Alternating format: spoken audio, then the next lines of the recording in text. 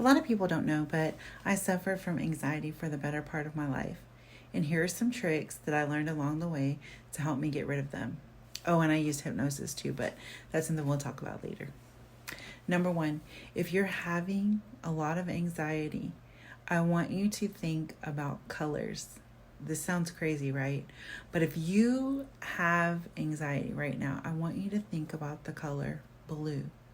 Just start saying blue, blue, blue, blue. Then I want you to imagine the word blue.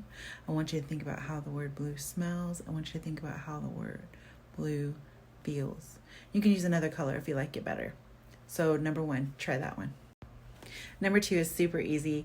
It is humming. And sometimes you may feel that that's weird to do in front of other people. So you may want to go to the restroom, or you may want to just go to your car. Or if you're at home by yourself having your anxiety, it'd be really helpful to use.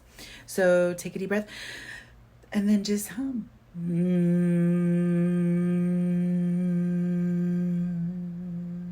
And breathe in, breathe out, and do this a couple of times. Now, this does activate the vagus nerve, which helps the parasympathetic nervous system. Try it. Start to realize in number three, the things that you cannot control, things that you have absolutely no ability to control. Some people, it's the weather. Some people, other people's attitudes. Sometimes it's like the situations of the world.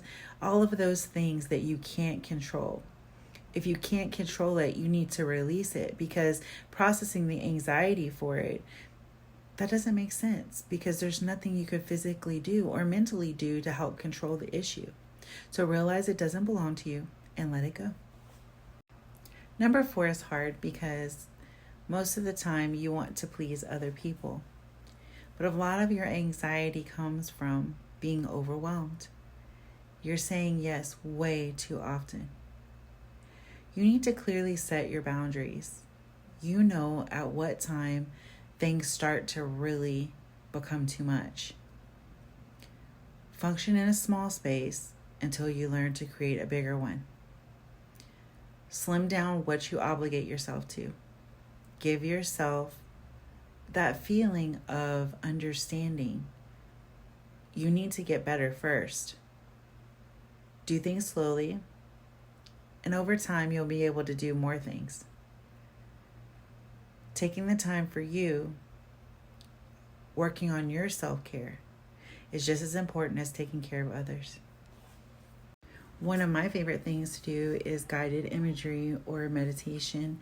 Guided imagery is helpful because if you are already whacked out of your mind, worried, you can't concentrate anyway, you put on something that is guiding you through images and feelings and smells and tastes, and you start to let the voice just guide you. You are able to just let go and go on the journey. So that's why those type of meditations really help. Anytime that you need anywhere you're going, you can find those on YouTube. You can even find them on Apple Music if you have an account with it. Number 6, your emotional state affects your thought process. So if you are working under anxiety and you're not sleeping right, and you feel like you're under constant stress all the time, your thought process isn't going to be what it could be if you were relaxed, confident, and calm. So make sure you're getting enough sleep. Make sure that you are doing some kind of comfort ritual before you go to sleep, preparing yourself a warm bath, essential oils, whatever you use. But sleep is the most important thing that you're going to get every day to stave off anxiety. Number 7 is caffeine.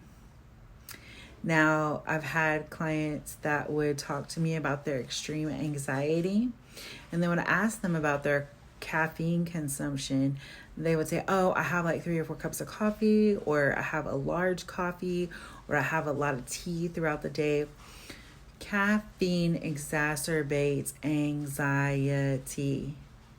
Do not go there. If you are having a lot of anxiety, then you need to cut your caffeine by half and see if it's helpful. Because It is a horrible, horrible stimulator for anxiety. So please watch your caffeine intake. Another great thing is number 8. You can use progressive relaxation to help calm your body when you're having these panic attacks or anxiety attacks. You can go from the top of your head down through your body and through your chest, your shoulders, and down through your hips, your legs, and use like a healing light or a feeling of relaxation and try to relax every part of your body. This is a great technique if you're trying to go to sleep at night and you're having anxiety. It's a great technique if you're at home, but most of the time when we do have extreme anxiety, it tends to be in public with other people or at our job or at school. So you can't always do that, but this is a great one to keep in your pocket.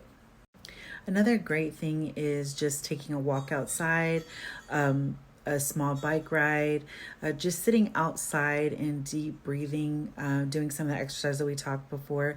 Being outside really changes things for you. The sun hitting you, the warmth stimulates other parts of your body. So sometimes it can help bring you out of panic as well. Number 10. So number 10 is a ritual.